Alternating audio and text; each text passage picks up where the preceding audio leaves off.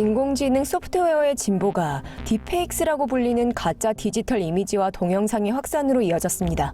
임원 랩에 따르면 딥페이크는 얼굴을 바꾸고 누군가 얼굴에다 표정이나 입술 움직임을 입히는 등의 몇몇 기술을 이용한다고 합니다.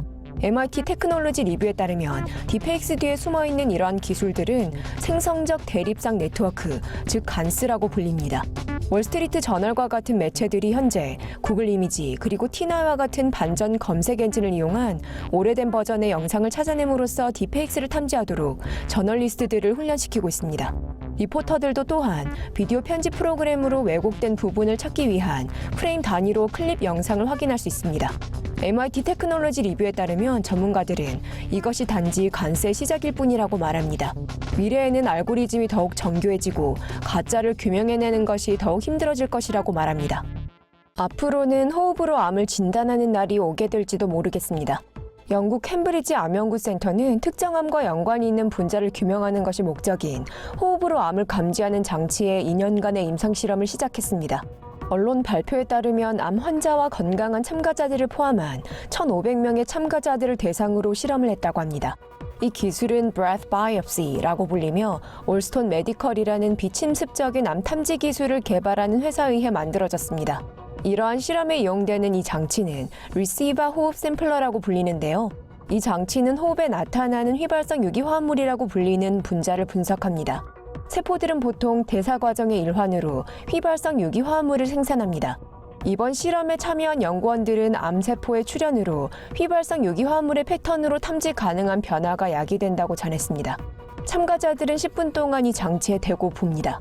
휘발성 유기화합물을 포함하고 있는 참가자의 호흡 샘플이 이 장치에 모이게 되고 이후 분석을 위해 캠브리지에 있는 한 연구실로 보내집니다. 이번 실험은 식도, 위, 신장, 방광, 전립선, 간 및 췌장암을 앓고 있는 환자들을 대상으로 시행될 겁니다. 이번 실험 결과는 2021년에 발표될 것으로 보이는데요. 영국 암 연구소의 조기 탐지 연구소장인 데이비드 그로스비 씨는 이 호흡 테스트와 같은 기술들은 미래의 암을 탐지하고 진단하는 방법에 있어 혁신을 불러올 수 있는 잠재력이 있다는 말을 전했습니다. 돼지들에게서 멀찌감치 떨어져 있으세요. 현재 아프리카 돼지열병이 중국에서 발병이 증가하면서 대만을 비롯한 여러 아시아 국가들이 높은 경계 상태에 돌입했습니다.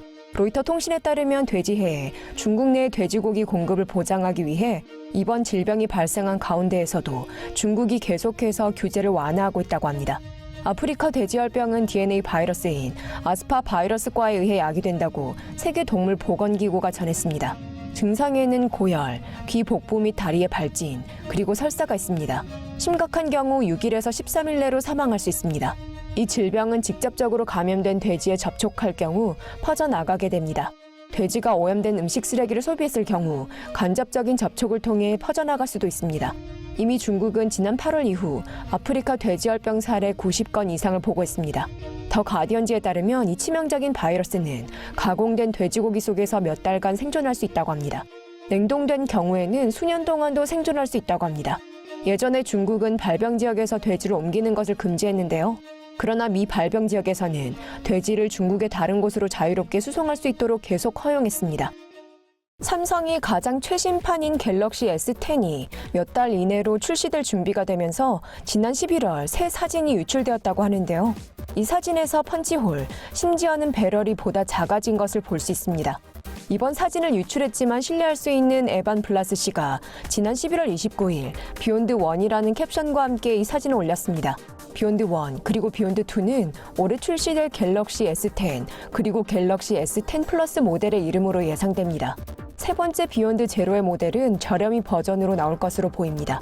비욘드 1 그리고 비욘드 2 둘 다 인 디스플레이 지문 센서와 곡면 유리 화면을 이용할 것으로 예상되는 반면 비욘드 제로는 옆면에 지문 인식 센서가 달려있고 평면 화면일 것으로 보입니다. 비욘드 1의 위아래 배럴은 심지어 S9 버전보다 더 슬림해졌습니다. 앞면 카메라가 내장되어 있는 펀치홀 디스플레이도 있습니다. 또한 휴대폰 꼭대기에는 보이는 스피커도 있죠. 이는 새로운 S10처럼 보이며 양면 무선 충전도 가능하게 될 것으로 보입니다. 우리는 간지러움을 느끼고 긁었는데 또 간지럽습니다. 이 성가신 사이클의 뒤에는 어떠한 과학이 숨어 있을까요? 뉴런이라는 저널에 실린 최근 한 논문에 따르면 수도 주변 회백질이라고 불리는 뇌 영역에 위치한 작은 종류의 뉴런이 쥐에게서 간지러움으로 유발되는 긁는 행동을 유발한다고 합니다. 중국 과학원의 연구원들은 히스타민이나 클로로킨을 포함한 주사로 간지러움을 유발한 자유롭게 돌아다니는 쥐의 수도 주변 회백질을 조사했습니다. 히스타민은 간지러움 반응에 연루가 되어 있는 유기화물이며 클로로킨은 말라리아를 치료하는 데 쓰이는 의약품입니다. 이후 연구팀은 글루타민 산염, 뉴로펩타이드를 생산하는 타키키닌1이라고 불리는 신경 전달 물질을 생산하는 뉴런의 활동을 조사해 이 간지러움이 유발하는 긁는 행위를 연구했습니다. 과학자들은 타키키닌1 뉴런이 제거되면 간지러움이 유발하는 긁는 행동도 감소함을 관찰했습니다. 반대로 이러한 뉴런을 자극하면 히스타민과 클로로킨 주사 없이도 즉각적인 긁는 행동을 유발할 수 있었습니다. 이번 연구에 참가한 과학자들은 타키키닌1의 어느 분자가 약 제조의 목표가 되어야 할지를 계속 연구할 것입니다. 그렇게 하면 만성 간지러움을 앓는 환자들을 치료하는 데 사용될 수 있는 약을 개발할 수 있게 될 겁니다. 미 항공우주국이 소행성과 충돌할 수 있는 가능성으로부터 지구를 보호하기 위해 세워진 최초의 행성 방어 임무를 테스트할 계획입니다. 누군가 브루스 윌리스를 좀 불러주세요. 미 항공우주국의 소행성 궤도 수정 테스트, 즉 다트는 역사상 첫 행성 방어 미션입니다. 주요 목표는 소행성에 미치는 운동 충격입니다. 미 항공우주국에 따르면 다트의 목표는 디다이모스 B라고 불리는 150m짜리 작은 위성으로 지구 근처에 보다 큰 소행성인 디다이모스의 궤도를 돌고 있습니다.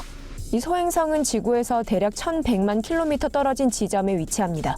이 우주선은 온보드 카메라와 자동 실시간 내비게이션 시스템의 안내를 받습니다. 다트는 대략 1초당 6km의 속도로 이 위성과 충돌하게 됩니다. 이 우주선은 2021년 6월 발사될 계획이며 2022년 10월 소행성과 충돌할 것으로 보입니다. 지난 2013년 작은 크기의 18m 너비의 유성이 지구의 대기로 진입, 러시아 첼야빈스크 상공으로 진입해 그 충격파가 러시아의 6개 도시를 강타했습니다. 미 항공우주국에 따르면 이번 테스트는 우주의 행성 방어 미션 예방책을 수행하는 것의 중요함을 증명하는 것이라고 합니다. 일본이 엄청난 희귀 지구 광물이 묻혀있는 것을 발견했다고 주장했습니다. 희귀 지구 광물이 일본 해안에서 발견되었다고 저널 네이처에 실린 논문이 밝혔습니다. 이 광물은 지난 2018년 4월 일본 미나미 토리시마 섬 근처의 해저 6,000m에서 발견되었습니다. 이트륨, 디스프로슘, 그리고 테루듐을 포함한 희귀 광물 1,600만 톤가량이 매장층에서 발견되었습니다. 이 희귀 지구 광물은 스마트폰, 전기 자동차는 물론 재충전 배터리에도 사용됩니다. 미국 지리조사에 따르면 이렇게 많은 양의 광물이 엄청나게 매장되어 있는 것이 발견되는 일은 드물다고 합니다. 로이터 통신에 따르면 일본은 희귀 광물의 가장 큰 수출국인 중국과의 분쟁 이후 희귀 지구 광물을 찾아 나서기 시작했다고 합니다. 지난 2014년 중국은 중국, 일본 간 끊임없이 영토 분쟁이 벌어지는 동안 일본으로 희귀 지구 광물의 선적을 저지했습니다. 동시에 중국은 희귀 지구 광물 수출을 줄이고 그들의 광물을 보존하기 위해 광물의 가격을 인상시켰습니다. 스테디스타 2018에 따르면 중국에 뒤이어 베트남, 브라질, 러시아, 남아프리카 및 인도에 엄청난 양의 희귀 광물이 묻혀 있다고 합니다. 미국 미네소타 아우크스부르크 대학의 한 새 연구에 따르면 남자들은 다른 머리카락색을 한 여성들보다 금발의 여성을 더 선호한다고 합니다.